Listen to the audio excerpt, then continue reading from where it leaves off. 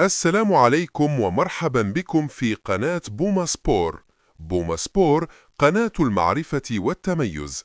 تستعد الجماهير المغربية لمتابعة منتخب المغرب لأقل من 17 سنة في نهائيات كأس العالم قطر 2025، حيث يستهل المنتخب المغربي المشوار بمواجهة قوية أمام اليابان يوم الاثنين 3 نوفمبر 2025 عند الساعة 14:30 بتوقيت المغرب.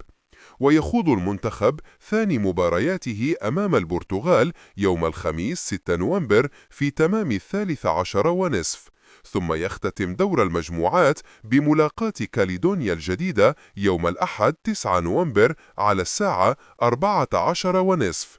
ستنقل المباريات عبر قنوات بي إن سبورتس والرياضية تي إن تي. برنامج مباريات المغرب يو 17 نسوي. الاثنين 3 نوفمبر 2025 المغرب يابان 14:30. الخميس 6 نوفمبر 2025 المغرب البرتغال 13:30. الأحد 9 نوفمبر 2025 المغرب كاليدونيا الجديدة 14:30. بعد أن تبعنا التوقيت، إليكم القنوات وترددات ناقلة مجانا كأس العالم للأندية. القناة الرياضية الأرضية تي إن تي على عرب سات 11180 رأسي في 7500.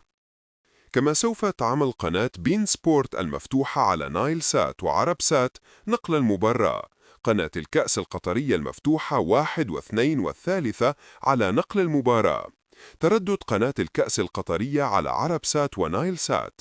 تردد قنوات الكأس يختلف حسب القمر الصناعي، فتردد قنوات الكأس على نايل سات هو 1119 أفقي H، بينما على عرب سات هو 1214 أفقي H، وعلى سهيل سات هو 10700 رأسي V، وذلك بمعدل ترميز 27500 ومعامل تصحيح خطأ 4/5.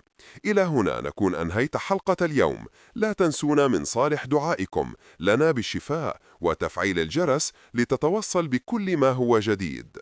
كما سوف تعمل قناة بين سبورت المفتوحة على نايل سات وعرب سات نقل المباراة.